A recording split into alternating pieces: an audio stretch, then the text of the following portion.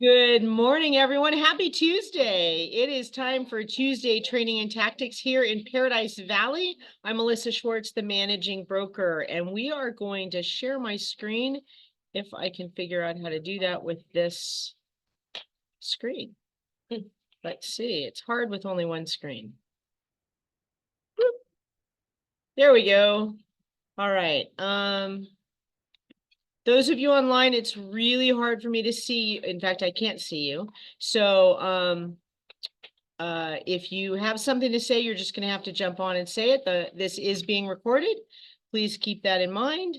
And I'm going to move this down to the bottom corner here. So, all right. So we've got quite a few people here in person. We've got our rock stars from Rock Title. Thank you both for being here. We've got both Roberta and Art. If you're not familiar, their offices are upstairs, actually where we used to be, but that's fine. And we've got other agents. I was just explaining, I try to come up with timely topics that are things that I get called for or questions that I get asked. It's the hard part is trying to figure out how to communicate that where I'm not obviously saying something about whoever was actually in the ones that called me or the other side of the transaction. So let's start with adding as is language. So how many of you know what is written in our purchase contract? Go for it. Robin,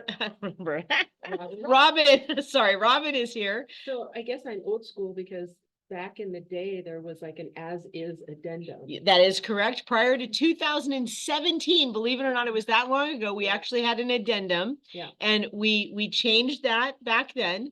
The contract actually says that it says the property is being sold as is. So the question is, and here are the facts, the buyer submitted an offer on the residential resale purchase contract stating the buyer would purchase the property as is. After the inspection, buyer discovered numerous property defects and submitted a buyer inspection notice and seller response form identifying the items disapproved and electing to cancel the contract. The seller's agent insists that the insertion of as is in the contract obligates the buyer to close escrow and forfeit the buyer's earnest money. So the issue is, does the insertion of these words as is in the contract obligate the buyer to perform by closing or forfeit the buyer's earnest money? But what are your thoughts? No. No? No? Well, but it is already in there, but you're adding additional language. So so this is the problem, right? You are actually saying you're adding something to what's already in the contract. The contract already says it. And trust me, I've heard plenty of buyers agents say, or buyers say, or sellers say, you have to take it as is, right? So the problem is that you're adding it. It's first of all, unnecessary. It's in the contract. It says very clearly you are taking it in its present condition at the time you write the contract, right?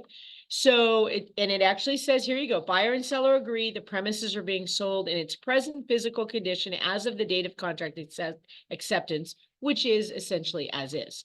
So as long as that has not been omitted from the contract, the buyer, yes, should be entitled to provide the seller with notice of items disapproved, cancel the contract, and receive a return of the buyer's earnest money. The problem, though, is that it does make it ambiguous. So please try to get your clients not to add that language. Just leave it alone.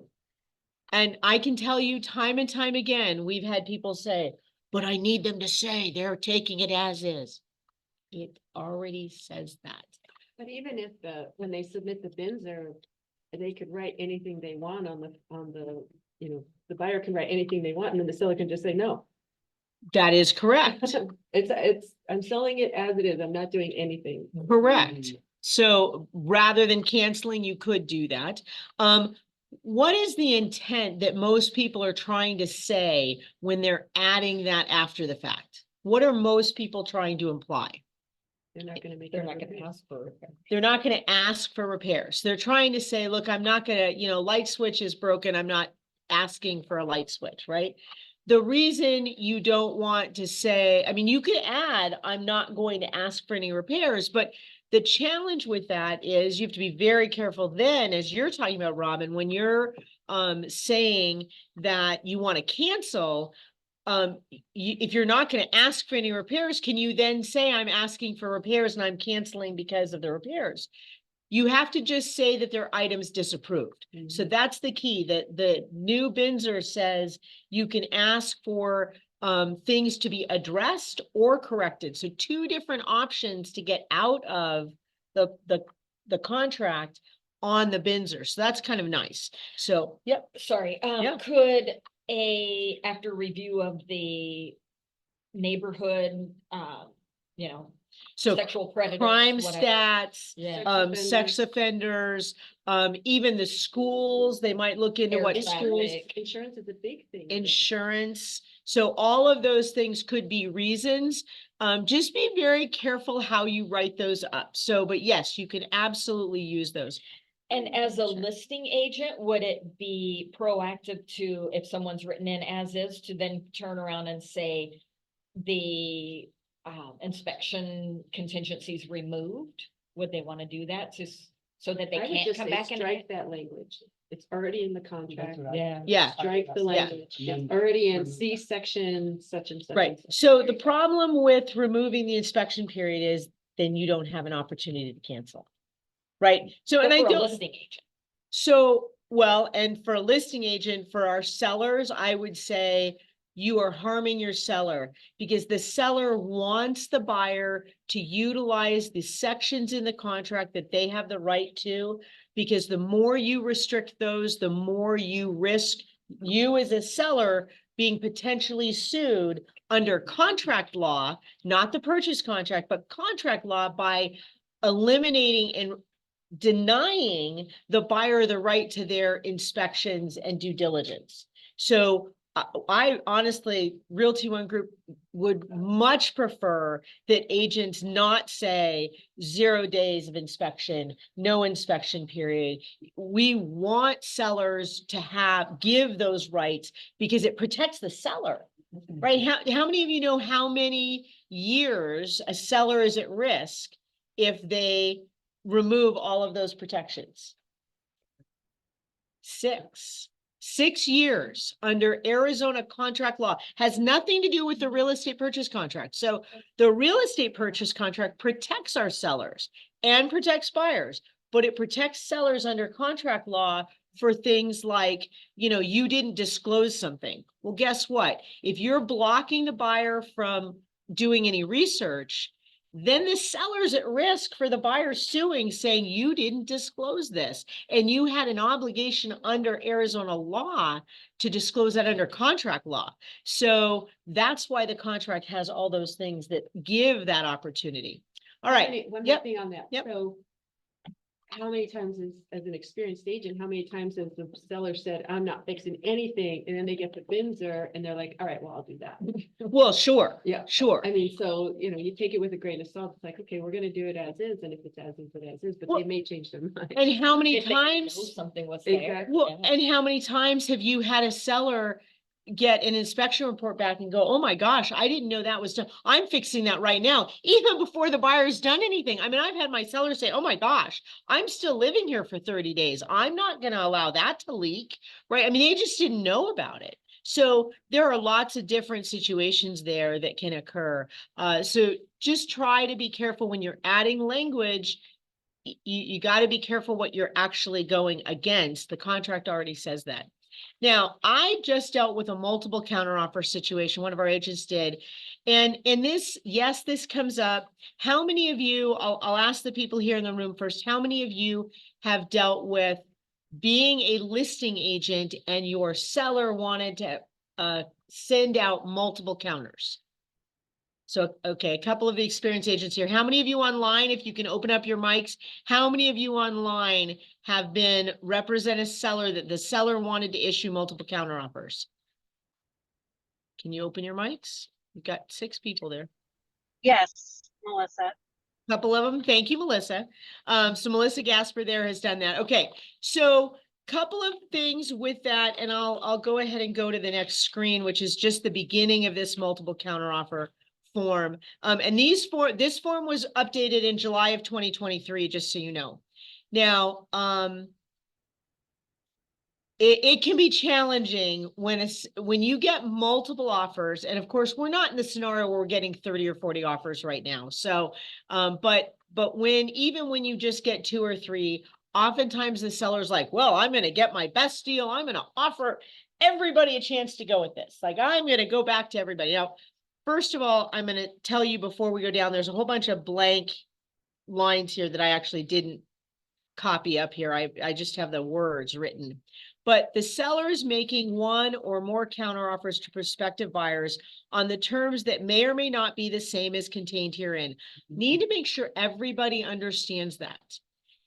If you are the listing agent, when you're writing these up, you have buyer A, buyer B, buyer C. The seller does not have to counter the same terms and conditions to each buyer. They counter to what makes the most sense for what they would like to get from that particular buyer. Now, that may be closing terms, it may be price, it may be not making repairs, it could have to do with financing. All those different things could be in there, and they could be different. Now, the one thing I will share in my experience, if it is clear cut that your seller has a preferred buyer of one of those, focus on that buyer. Don't do a multiple counteroffer. Robin, can you share? I'm going to bet you've had this situation. What happens? Let's say 75% of the time when a seller sends out multiple counteroffers. They already have one. They absolutely have one in mind. But what happens if they send out 3 multiple counteroffers? I don't know. Okay. 3 responses back. You don't get any responses back. Oh. They bow out. They all bow out. And all of a sudden you have nothing on the table. Because they don't want to be like. They don't want to be in a bidding war, or they feel like they're being, pushed out of their area because, and they don't know what else. Sometimes they assume the other person's being countered the same thing, which is not true. But this, I mean, you asked that question, and I think I usually just do it all over the phone and then just talk to each agent. I don't know. Okay, so Probably this, not a good thing. no. So one of the things with this form, and I'm gonna go, so the next line says acceptance of this multiple counteroffer by buyer shall not be binding unless and until it is subsequently finally accepted by seller, and their final acceptance is delivered per section 8M of the contract to buyer's broker within the time specified. So we're going to get to that here. You will see there's a time of response that the seller requests the buyers respond by. Okay, that's here on line 35. That's all on page 1. On page 2, the buyer has 2 options: buyer response and buyer acceptance. What does it say you do if you're doing a buyer response? What does it say? Buyer should sign both this multiple counteroffer and an additional multiple counteroffer. So it says an additional counter or multiple counteroffer. Very odd to use the multiple counteroffer, because if you're doing that as a buyer, it means you're sending out multiple counters. So I'm not sure why they have that language there. Usually you want to send an additional counter is attached and incorporated. There's no place to write anything here, right? So if your buyer's agent on multiple counteroffer situation and they ask you to go, I don't know, let's say $5,000 more, there's nothing stopping that buyer from saying, let's put $5,200 more. Let's add $200 to that mix, okay? Because if you are truly in a multiple counteroffer situation and everybody is being lined up identically, why are you not setting your client aside and making them stand out? even by just $200. Now, is this the one just for the sellers? Because doesn't the buyer have one as well? There is a different form that I did not include that today. I'm But is just that doing the what that seller. means when it That says is an what it's additional saying. Counter, multiple counter? The multiple counter would be the buyer making multiple Offers. multiple offers. So Okay, it's got it. kind of weird. Yeah. So you would add a counter offer, right? But you have to know that it always has to come back to this form. So the other thing is the buyer can say, I'm good, I'll take it, right? Well, no, stop. Doesn't mean you're getting it, right? That's the problem. Buyers are like, fine, I'm great with that. Hold on a minute. There are other offers out there. You may not get it just because you say, yes, I'll do these things. Ultimately, the seller decides. Here's the challenge, and that we encountered this weekend. The seller's agent did get on the phone and decided to verbally negotiate, which is fine. But ultimately, they didn't send back this page. They sent back the counteroffer and said, great, we're done. No, it very clearly says to create a binding agreement, the seller's required to sign below and deliver the signed copy to buyer and buyer's broker per section 8 of the contract. Seller agrees to revoke all counteroffers previously conveyed to other prospective buyers by separate notice and agrees to sell the premises to this buyer, right? Except as modified by the multiple counteroffer, all these other things remain unchanged and deemed accepted. So what ended up happening was they accepted it. They sent the counteroffer on Saturday. All parties thought they had an accepted agreement on Saturday. Didn't scroll through to realize they hadn't signed. They attached it. They just didn't have their client sign it. So the contract that was accepted on Saturday really wasn't accepted until Monday. So guess what happens to the inspection period? Monday. Starts, yep, day one is Tuesday, right? So, but a lot of confusion there. Are we under contract? We're not under contract. Oops, didn't sign that. Got to sign that. Seller was traveling, couldn't sign it till Monday. Now you've got a 2-day delay because they did not sign this. So anytime you're working with a multiple counteroffer, you have to go back to this document. It is not agreed to until this is signed and delivered, right? Does that make sense? But going back to what Robin was referencing earlier, usually if there are only 2 or 3 offers, usually the seller has a preferred buyer that they're focused on. Either there's a conventional offer that somebody's putting 25-30% down, so a much larger down payment, or an earlier close date, or what Buyer commission. or now buyer commission, right? Seller concessions, right? You're going to have those things that are going to make one stand out. And my comment to you, if you're a listing agent, having that conversation with your seller that says, well, let's counter them all. Let's see how much I can get. Be careful what water you tread into, because it can become very murky very fast, and you can literally lose all of your offers. And when you do that, they usually will not come back. You're like, oh, they'll be fine. I'll just call them back. Oh no, when they make that decision, they turn right and they move on and they're gone. And you're like, but you wanted, no, if that's how you want to play this game, I'm done. So just be very careful. So think about it. Even if you've got multiple conventional offers, one's putting 3% down, one is putting 30% down. Who is your buyer probably going to be more confident with through the process? The one putting 30% down, right? I mean, that's going to be more likely what they're going to want than the risk of 3% down. And gosh, the buyer goes off and buys a washing machine, and now, debt to income ratio is off, because if they've only putting 3% down, there's usually some issues. How much do they have in savings? Where, what are the margins, right? So you were going to say something, Art? No? Okay. I'm going to email you. I have a multiple counter spreadsheet because I'm just really email like that. Oh yeah. And it's so good for the sellers to see, and then I'll color coded and this is, Right.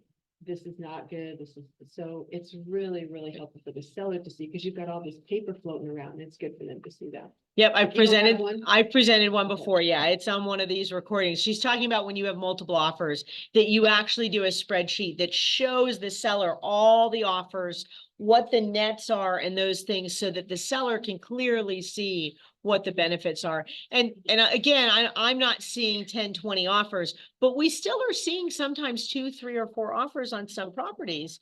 And so it's just important that you know what you're looking at. I think when we were dealing with 20 or 30 offers, very rarely would we see multiple counter offers, but on occasion, the top 2 or 3, they would multiple counter offer. So, all right, let's move on. This is the multiple offer counter offer form, just so you can see it. This is saying, just to your point earlier, the buyer is making 1 or more offers. How many of you knew that if your buyer said, I like this house, ooh, I like this house, you know what? It's a weekend. Let's make offers on both of them. Can you do that? Yes. Okay. What do you have to do if you're going to do that? There are 2 things that have to be one or another that have to be true. One or another? One or You can another. either make offers on both if you can afford them both, Well, or you there's can the use a key. multiple offer. Right. So if your buyer can afford to purchase more than one property, that is fine. They can make multiple offers. If they're an investor, you could be making 10 offers. That is totally fine.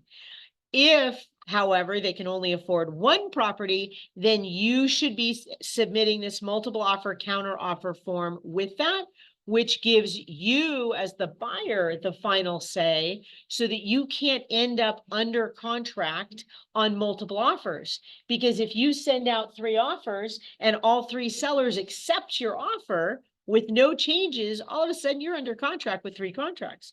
And people are like, yeah, but I've got my inspection period. No, that would be not the way the law works. That means you're overextending yourself, and they could pursue you for not being allowed to actually do that and come after you for your earnest money. So not a good plan.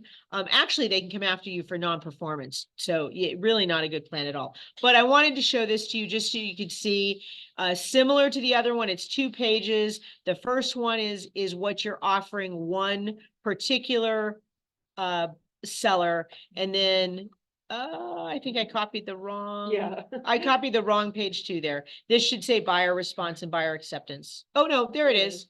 There's the buyer response and buyer final acceptance. So the final on this one is the buyer at the bottom. The other was the seller response. So, okay.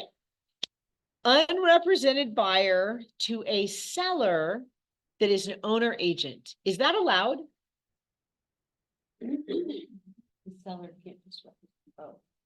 Why can't the seller represent both?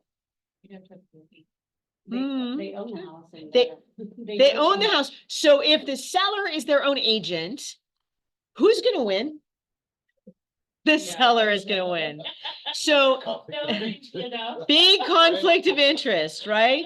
So Unless it's in a builder. the buyer has submitted an offer without the assistance of a real estate agent. May the transaction proceed even though the buyer is unrepresented? This is huge right now. This is huge right now. Now, here's a question. How did they submit the offer? Right. What documents did they use to submit that offer? Because they are not a The licensed. AAR contract that a friend gave them. White it out. Did they white it out? Yeah. Did they white it out? Yeah, so really, huh? They could do a FSBO contract. I'm not arguing that, but this is really important, agents. If anybody's ever asking you to send them a copy of the contract, you need to make sure you are sending the one that says sample across it. Please do not ever send the contract out that is blank to anyone. It is a copyrighted document. And by the way, your name is probably on the bottom of it. So unless they are nice and white out your name, since they're no longer using you, you could be the one in a court that the AAR is going after for copyright regulation. So be very careful about that. You're the one that delivers it. That's on you. So don't send that. Are there E&O implications for that as well? Yeah, I'll get to that in just 1 second. Yes, the buyer can write an offer. There's no requirement that the real estate transaction, anybody has to be represented by a real estate agent. The buyer's free to proceed with the purchase without the assistance of a real estate licensee. The listing agent and brokerage firm should confirm this understanding in writing with the buyer, so there's no confusion as to representation and duties owed. So how would you make sure that that is clear? What document are you using? Right now, the agency form, right? And check the Agency. box that says seller only or whatever, the middle one under buyer. So, under buyer, there's one that says represents the seller, and then the bottom of it, the buyer signs on behalf of the buyer that the seller's only representing the seller, or the seller's agent's only representing themselves. So E&O, so errors and omissions insurance. When you sell your own property, there is an addendum that you must sign that says you are selling, you're selling your property, you own the property. And there are a couple of things that are required in that. That's really good. I'll have to remember to try and do that on another one. That form is really important. And I would say 7 out of 10 times our admin have to send a notice saying, wait a minute, this is your property. Where's this addendum? You need this. It says things like the buyer understands that they have the right to a home warranty. Does not say the seller has to give a home warranty. Just says we're reiterating that the buyer has a right to purchase a home warranty or obtain a home warranty. They can ask the seller to provide it, but it doesn't, our E&O does not require that you purchase it. There are just some things that make sure both buyer and seller sign this owner agent addendum. So it's just an added protection to make sure that they're covered under the E&O coverage. So yeah, that is really, really important. What time is it? Oh, there you go. 10:30. Thank you. Don't sell any property. Just don't sell it. Well, Buy everything and keep it. well, here's the other thing. What happens, Melissa, if you're selling your sister's property? Can you represent the buyer? Oh, probably not. No, because I'll tell her not to who's sell it. gonna win? Who's gonna win if you're representing your immediate family? Who's gonna win in that argument? The Well, my sister. always wins. No. But in terms of you having the conversation with the buyer as the buyer's agent, you can't do that. So if you are representing immediate family, as the listing agent, you also cannot represent the buyer. Yes, they can have limited representation. It can be another Realty One Group agent, but you truly cannot have that dual representation. It's just not allowed. Just throw it out there, could her sister represent me buying her house or no? Her sister represent, Me, Like both in Realty One Group, you're saying? instead of her. No, instead of representing you, you can't represent me in dual representations. But what if I hire you to be my agent and buy your house from you? Like her my agent. Oh, I can't sell my own house. well, you could sell if your sister was an agent. So what Art is asking is if Melissa Gasper was selling her home and she represented herself, but her sister was also an agent, could she represent Art? My guess is no, because you'd have to disclose that you were related, and the problem would be where's the fiduciary loyalties there, and the problem could be that it would be somewhat unfair. Now, I would take that a step further and say that if you're on a team and the team, if the team is selling one of the relatives of a team member, nobody else on that team should be representing the other side. I would take even further arm's length away, so you're not having any potential fiduciary. So you can't do it either. You can't do it either. Yeah, they're pointing to other people on this team. She can't do it either. All right, so I was asking the time just because I have a lot of things here for this. I don't know how many of you have done short sales. I know I have some newer folks at the table here. Melissa, I've never been in a short sale. I've only been in real estate or residential since 2016. oh my gosh. Okay, so Melissa Gasper has not done any. Robin and I have done plenty of them. huge headaches, yeah, dozens. I I more still than- have PTSD. Yeah, I still have, well, I just had to deal with SSSD. short sale trauma. Okay, so we are seeing an increased calls on short sales. But here's a quiz. Do we have a lot of short sales currently on the market? So having been around, having been around during short sale days, let me tell you 14 short sales in Maricopa County that are currently on the market is nothing. However, 14. More than I would have. However, ironically, I've talked about 2 of these with agents, so I don't know, Realty One Group we're doing something here. So here's just an example. I want you to see some of this. So if you are representing a buyer, I'm going to make a big guess. If you're representing a seller in a short sale, you better see me before you take that listing, because you shouldn't be doing it if you have never done a short sale. There is a lot involved in terms of what your responsibilities are. And I ended up explaining that to one of our buyer's agents because they were not understanding what the listing agent has to do. So I'm going to look at this from the perspective of the buyer's agent. So some of the things on here that I want to make sure you're seeing, obviously special listing conditions at the very top of this. Short sale approval is required. In this case, it says court approval required. That makes me think bankruptcy maybe. Could have bankruptcy in there as well, that they're allowing that out. And there's nothing unusual about that. You could have bankruptcy that is pausing it, or it could be a divorce situation. So court approval doesn't worry me there, but you just need to make sure you're understanding all of it. The status update, short sale offer has been submitted to the seller's lender. We're going to get it back. I'll come back to that in a few minutes, but if you're making an offer on a short sale, please make sure you are carefully reading the private remarks, right, of what you need to send. Usually when I used to do it, I had a whole sheet that explained exactly what you had to provide in your offer. It is very important. Those documents are all there. So it says here they need the offer sent. No surprise, ROI Properties. They've been doing this a long time. It says buyers with waived due diligence will receive priority. Again, here's a scenario where the broker is not caring about whether this, because the seller's not going to matter, because the seller's going to be gone. You're not going to be able to find him after it closes to go after him anyway. So they don't care about protecting that seller because they're going to be out of the picture and be gone. I would not recommend that. They're just saying with the waive due diligence, that's a big red flag, means there are things that need to be done on the property. Please be aware of that, right? Verification of funds and the addendum attached to this listing are required. I did not pull down what that addendum said. My guess is it was a checklist to say that all of these items are attached and the buyer understands that they're making an offer on a short sale. I could have grabbed that, but I didn't see that one when I was reading through. So this is, of course, subject to lender and court approval.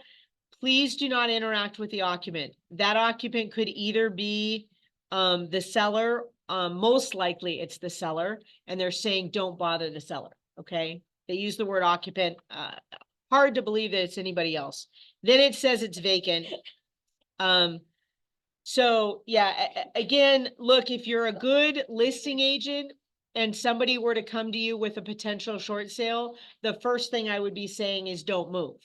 Stay put until you have to move out. You have free rent theoretically until then. You're ending up going to be eating it. You may as well stay where you are and not spend that money someplace else.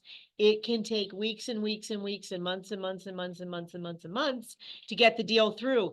Don't walk away from that. And we do still have some lenders that are actually paying $3,000 to sellers for moving costs for relocation fees. Believe that or not, it's still out there. So again, a good listing agent that knows some of the deals that were out there are there. But from the buyer perspective, you need to double check and look at this information very carefully. Here is another one. And yes, they're $975. There you go. Right. So this is talking about short sale approval required. It talks about where the offers need to go. They do have for outstanding customer service, please use a title company. I will tell you, as a listing agent, I always had a go-to title company on my short sales because it is a long road and a long dance with that title company. You need, as the listing agent, have somebody that you are already working with. So there's no surprise for that. I will bet you anything that on that other one, that addendum that was attached, that addendum probably said the title company required, would not have surprised me. So this is talking about they're not going to respond till Mondays. They're off for the weekend, I guess. So they have a feedback form and not really needed there. So, but this is what I wanted to get to. If you are looking at a property that is in short sale, doesn't mean it's in foreclosure, but if it's in short sale, you better be double checking monsoon. And if it's in foreclosure, you need to know this information that's out there and that you can pick up the phone and call the number under that trustee thing. I don't even know how Zeev, Broadnecks and Steele with this phone number. You can call that phone number, and it's probably not a recording anymore, but they used to be recordings. They were very fancy recording systems that we could get all sorts of info. But now you need to call and say, I'm calling about a trustee sale. They're going to ask you either for the DT document number or the notice document number, and find out more information about the auction date, which is tomorrow, by the way, 6/5 at noon. Okay. I just pulled this up, right? So whoever's dealing with this listing, it's going to auction today, right? Isn't today the 5th or today the 4th? Today's the 4th. It's going to auction tomorrow. This has not been updated, but hopefully whoever has been dealing with has been calling and getting an update. If you have somebody that's doing a short sale and it is in foreclosure, the first goal has to be not only getting the offer, but to get the foreclosure date postponed. Okay. And usually they're trying to get an offer to push and get that date postponed. If they have an offer in hand, they have a better chance of postponing that foreclosure date. Okay. And so that's the key thing. First off, any one of us can make that phone call. Hi, I'm interested in this property. Is this foreclosure happening? We can go actually back in and call them and find out what's the opening bid. So it should show up tonight with an opening bid if this hasn't been postponed, okay? Otherwise, this wasn't updated since 2/29, and this is actually on monsoon. So hopefully it's updated tonight, either with an opening bid or that it's been postponed. Okay. If you go to auction.com and find that property, you can see there if it's been approved to move forward with the auction or not. It's more updated there. But if you're a buyer's agent, you're calling this number. Yeah, and that number's on auction.com too. Right. It's the same But stuff. you want to call and make sure you're not trusting just what is on a Go straight website. to the- You got to go straight to the trustee. And guess what? You can't call the trustee at 9 o'clock at night. Mhm. You got to call between probably 8 and 4 or 9 and 5. So make sure you're making those phone calls. But it's just really important that you understand all of these components in here. You can't just say, yeah, we put our offer in, so this is being postponed. If you're representing the buyer in this transaction, it's going to court tomorrow based on this. Now, I'll tell you in the background, they're working on stuff. So here's just some interesting twists here. And then I'll take questions. I've got a ton of short sale information here, but I'll take questions and answer what you're interested in. These are from the AAR legal hotline, by the way. Listing broker is refusing to furnish loan approval status updates to the buyer's broker. Can the buyer's broker contact the seller's lender directly for loan approval status update? Any guesses? Oh, the seller's lender. I'm not backwards. This with is a the short short sale. thought. This is a short sale, folks. So Art is saying yes. Anybody else want to make a guess? We have yes and no. I think the So the lender- contract says that if they have to, But I would that's the say- other way around though. They have to provide the update. So again, let me back up here for just a second. Let me make sure everybody understands, and this is why I wasn't getting into the listing agent side. In a short sale, the seller is basically applying for a loan that they no longer qualify for. Mhm. They are trying to prove that they do not qualify for the loan and that the bank should let them out of it. The irony is the person that is doing that paperwork and providing that proof is the listing agent. There's no loan officer involved. You become, in essence, the loan officer trying to get your client out of their loan, right? And that means you get the bank statements, you have to help with getting them to create the hardship letter. You have to listen to where their money's been going and try to put that cohesively into a package to prove they do not qualify for this loan. Okay. And I've had buyer's agents go, wait a minute, what? So a listing agent ends up having to make that point. Think of it as a person, a lawyer in a court, literally trying to prove a case that their client does not qualify for a loan. That's what you're doing as a listing agent. Okay. So the buyer's agent is frustrated because the listing broker isn't communicating with them. Okay. So here, the answer is yes, technically. Let's look at this technically. Under the short sale addendum line 20, the seller authorizes the buyer and the buyer's broker, and by the way, don't ever tell the buyer that they can make these calls. No. Yeah. To contact the seller's lender for loan approval status updates. Now, key point here, note, inasmuch as the seller's lender is not a party to the short sale addendum, however, the seller's lender is not required to respond to any request for the limited purpose of obtaining approval status updates. So yes, you can request it. They do not have to respond to you. Okay. So the line of communication is open there because of the way our addendum is written. And I think At least one way, right? at least one way. I do have the addendum here later, but this was another one. So this is saying, again, we can't see it on the top here. I don't know why sometimes this disappears.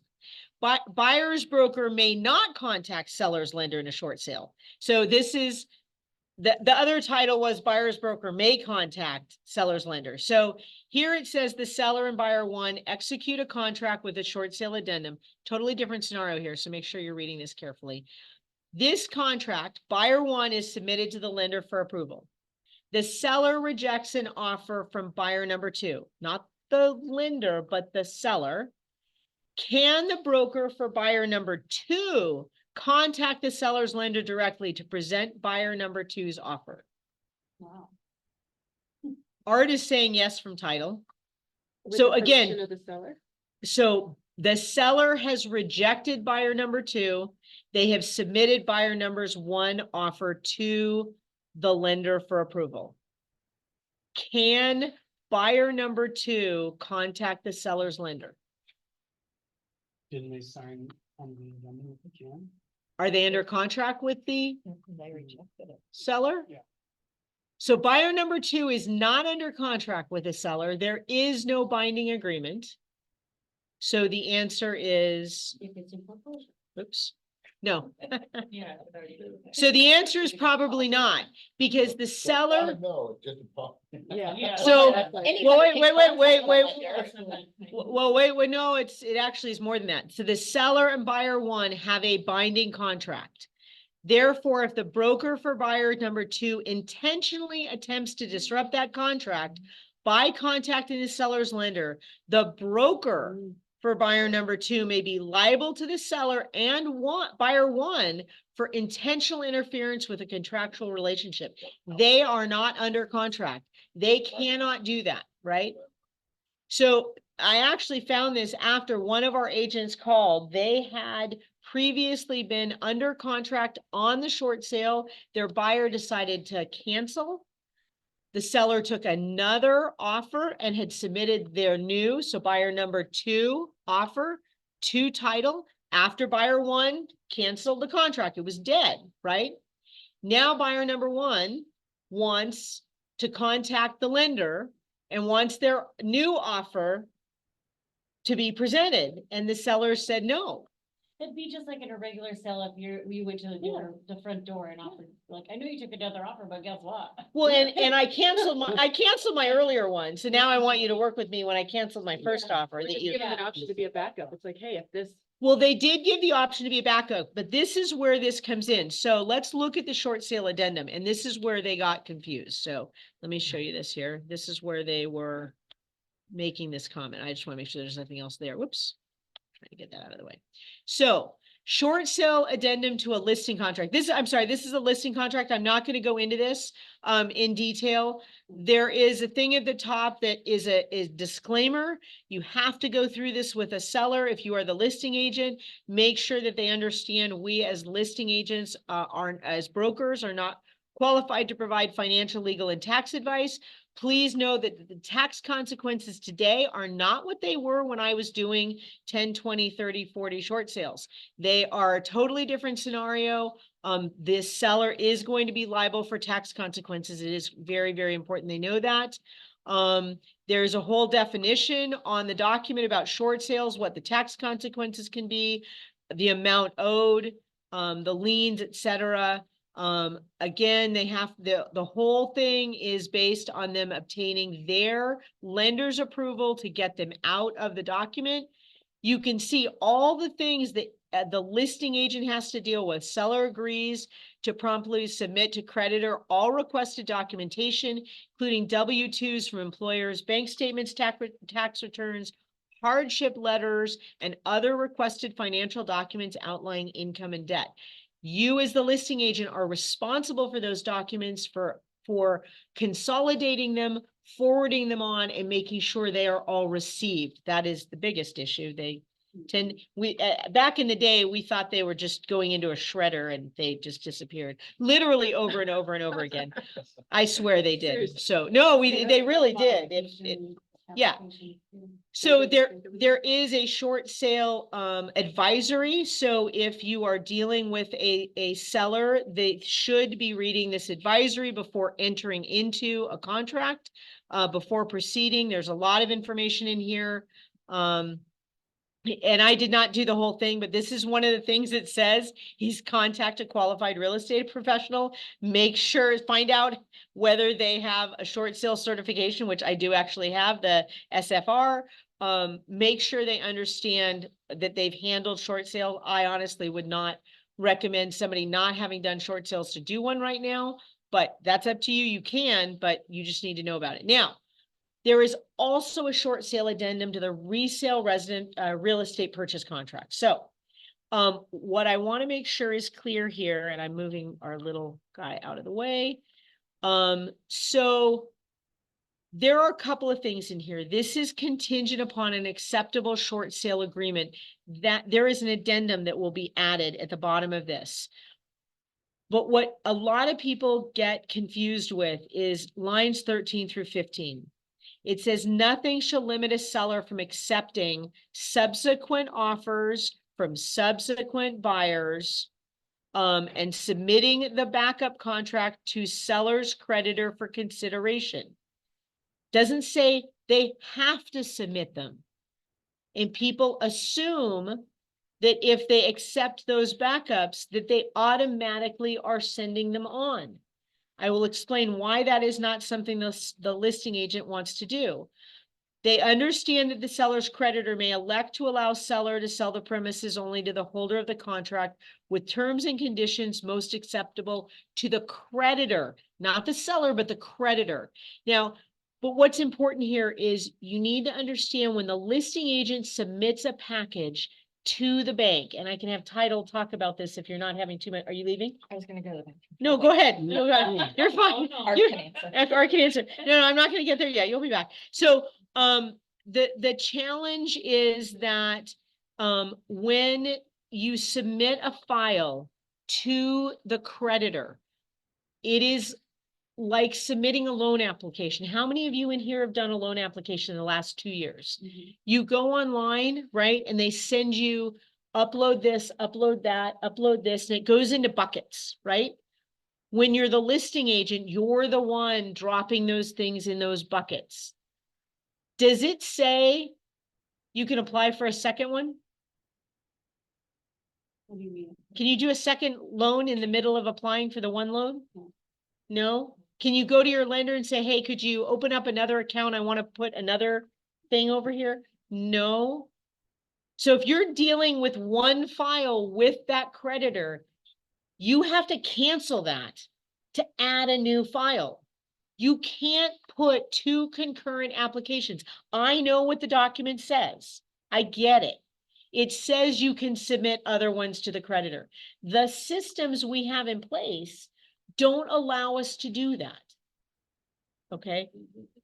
So there's no way to remove a file that's in process without canceling it. You can cancel it, but guess where you start if you cancel it? All over again. So is the portal that we upload these to, they don't have a back office that you just put those in? No. Interesting. No. Even though it says we can. It says we can submit backup contracts, yes. And what do we And tell the buyer's agent then? that we will wait to see what the seller's creditor response is to the file we have in process. And once we get the lender's response, which 9 times out of 10 doesn't identically match whatever your offer is anyway, right? Let's say your offer, what was one of these was $1 million, 975 listing. Let's say your offer is 950. The bank comes back and says, we want 965. We didn't match the 950 anyway, but you got an approval, right? And what you're working on as the listing agent is to get your seller approved to get out of the loan, not that file approved. You're just trying to get approval. Your seller actually qualifies for a short sale and the bank is willing to make that happen. So if you get another offer, even if it's that 975, let's say a 975 offer came in, if you yank what you have at 950 because you like the 975, you go back to the beginning. And if you've got a foreclosure pending, you can't risk the timeline to pull that down.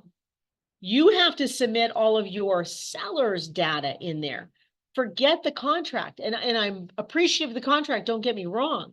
But again, the listing agent's job is to get that seller's approval through the lender and lender processing. Once you get the lender's approval back, then you have something you could work with. Then you're going back to your buyer number one saying, look, appreciate your offer of 950. The lender came back with 965. Do you want to do that? Hell no, I'm not doing that. I'm out of here. You're like, crap. Oh, wait, I got this other backup offer. Hey, Joe, you had offered 975. You want to rewrite that for 9? I mean, you're working on behalf of your client. You're going to say, I'm going to submit that. I just got approval from the seller's lender. Do I have to tell that other buyer what that approval was for? Nope. Nope. So I've got a new offer of 975. I'm putting that in and loading all that in. I'm notifying the people in the risk management division that we have a new offer coming in that is going to exceed their terms. Can we fast track this and get this through? Right? So that's what you're going to be doing because that helps your seller. You're getting as much money as you can, and that lowers your seller's losses. So Increases the likelihood they'll go through it because you have a creditor. up you here. you already got the creditor's approval. Once you have that approval, you just have to match those terms and you should be able to get that through. Yes. And that's when you're actually talking to somebody. Hopefully they're picking up the phone and talking to you, right? The problem is a lot of this is done all in isolation. And one of the things I was explaining to our agent yesterday was when you have a foreclosure going on, does anybody know what department of the banks do foreclosures? Stuff often. Default services. Who handles short sales? Risk management. Risk management, not default services. So what city or what state might be one? One in Chicago, one in San Diego. Do they ever talk? No. No, not at all. Not each other, but- They don't talk to each other. You are pleading, trying to get them to know what each other is doing. They do not talk. So you are literally trying to plead with the foreclosure department, we have a short sale in, please, please deal with this. And foreclosure's like, we don't care, we got, if you can bring the money, we're good. No, no, no, we just postpone it. We'll think about it, right? So, again, two different departments, they do their own thing. What are other things from your PTSD from short sale here? I'll put you on the, and then Art, you're next. One thing I was gonna bring up is, the risk management. You've already gotten an approval at 5.6 or 9.60. They could, now that there's a 9.75 on the table, they could come back and say, hey, property values have increased. I think now we want 9.80. I saw that happen every now and then because they're constantly doing broker price opinions. That's true. Mhm. Does everybody know what a BPO is? Broker price opinion? That those are realtors that basically do basically it's a mini appraisal. Evaluation. It's an evaluation of the property. So opinion of the property. So your experience on short sales, anything else you A wanna? lot of it is, they're like, politics, they don't have a time frame. As soon as you know something, you need to get that moved on down the line because communication is key, because they're slow to communicate back. Yeah, they're They don't have time, they don't have time of essence for them, that doesn't matter. right. But I've also learned too that lenders are lenders, they're not realtors, they want you to sell that, they're not in the. They don't really want to foreclose, they don't want to go through all the steps, they just want the money, they just want the money, they want somebody else to make the money. That's what they do. That's correct, but one of the things with that is, if, I've heard buyers say, oh, I'll just go to the steps and buy it at auction because I think it's only worth this. Hate to tell you, but Yeah. the lender is gonna determine whether or not they're gonna sell that property at a lower value or not. They do have REO divisions, they will take that property back, that is what REO stands for. Real estate owned. Real estate owned, right? So real estate owned is when a bank owns the property. They do have REO divisions, and they will take them back. I had heard there was a property, the bank thought it was worth $1,070,000. And, I think it's listed for maybe it was that 975. The bank got a BPO of $1,070,000, and there was a buyer thinking that they could get it for $750,000. Like, it's not gonna happen, folks. At the auction, they thought they could just go to the auction, pick it up for 975. Even if the auction starts at 975, you need to understand that is not a minimum bid. That's a starting bid. There can be a minimum, a bid amount that's required. They're not gonna tell you that. They want to create the escalation and the excitement. Oh, I get it 975. I'll take it for 800. I'll take it for 815, and they'll build it up. Well, if it gets, let's say it only gets to 925, and that's the final one, the auctioneer can say, yep, we have not met the minimum allowed. Back to the bank, done, and it's that quick, gone.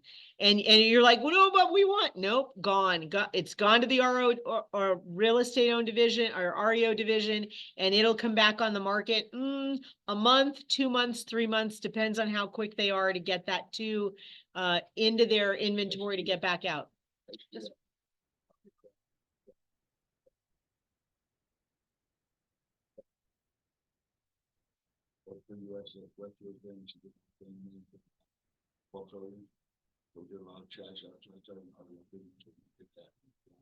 You did all the trash outs?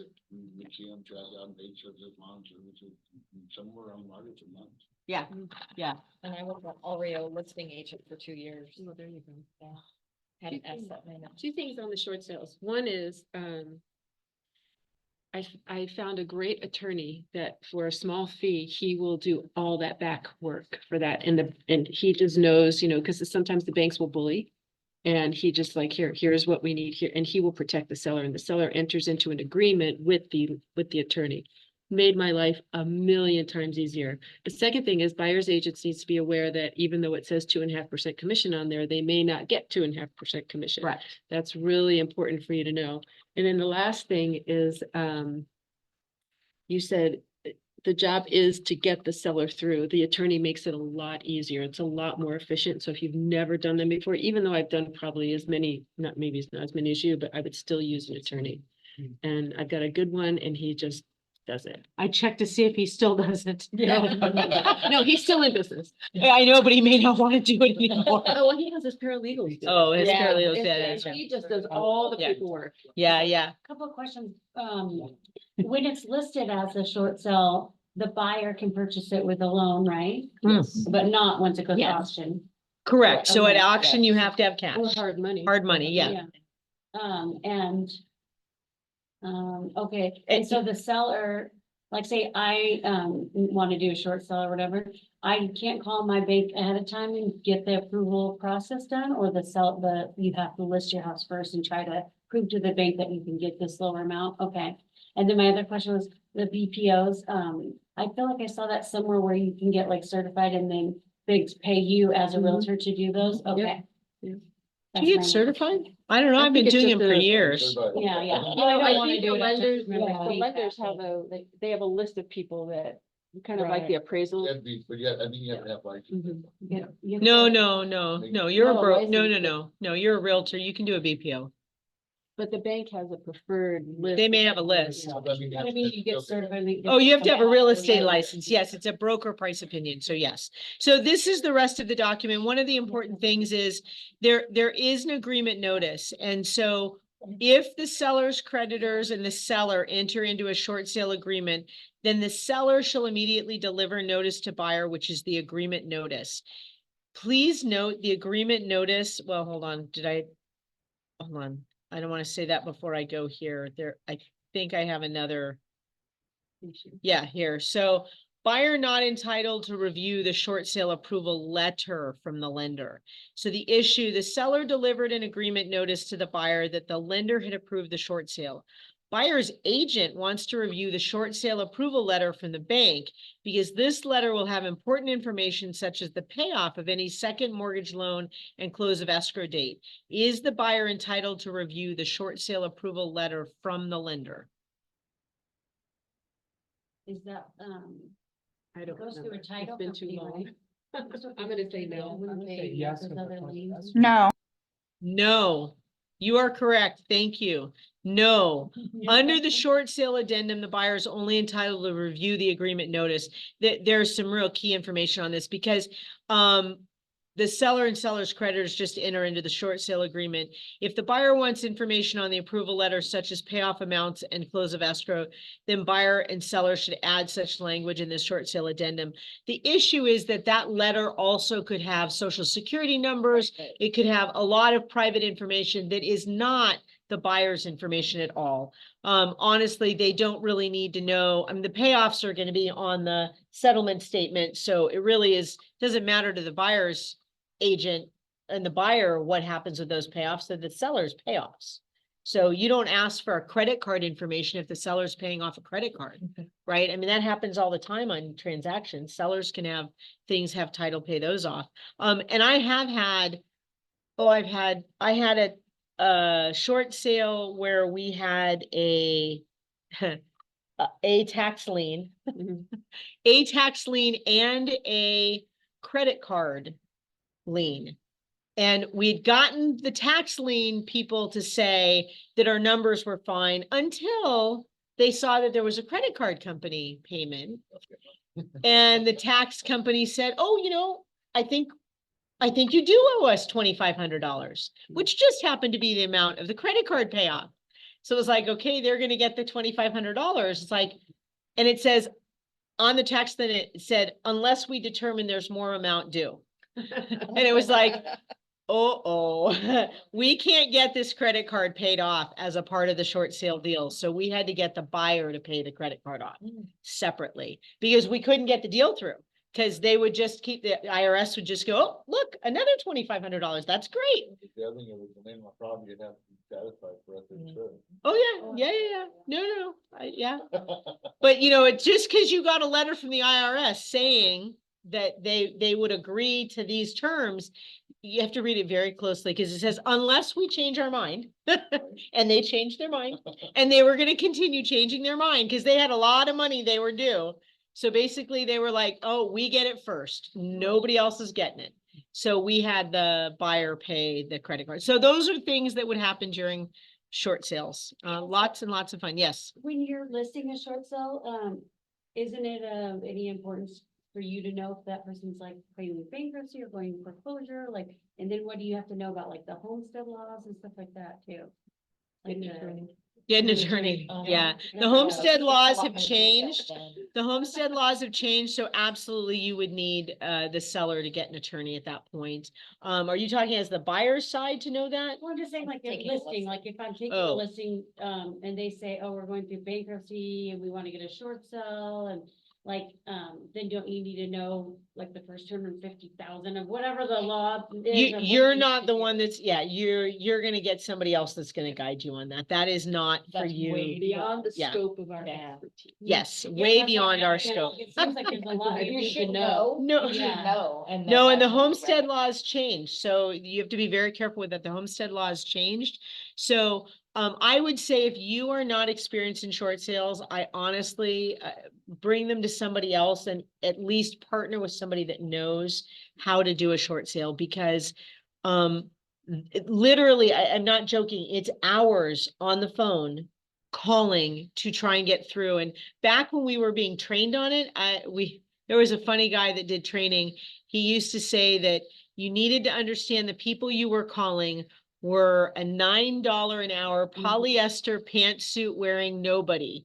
And you just listened to it and you went, what are you talking about? Like laughing at that. And then you got on the phone with people that were like, okay, I need to get you to answer question 1, yes or no. Well, that's not, I can't answer yes or no, yes or no. There's They spots.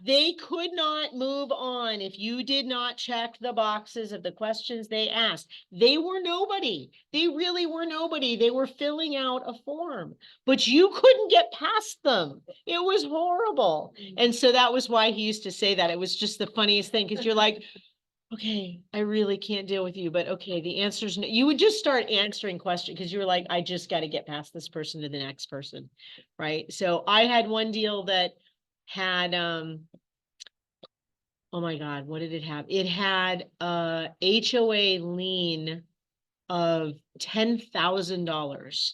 And so we had most of the rest of it kind of addressed, but I couldn't get through to the bank and talk to the bank.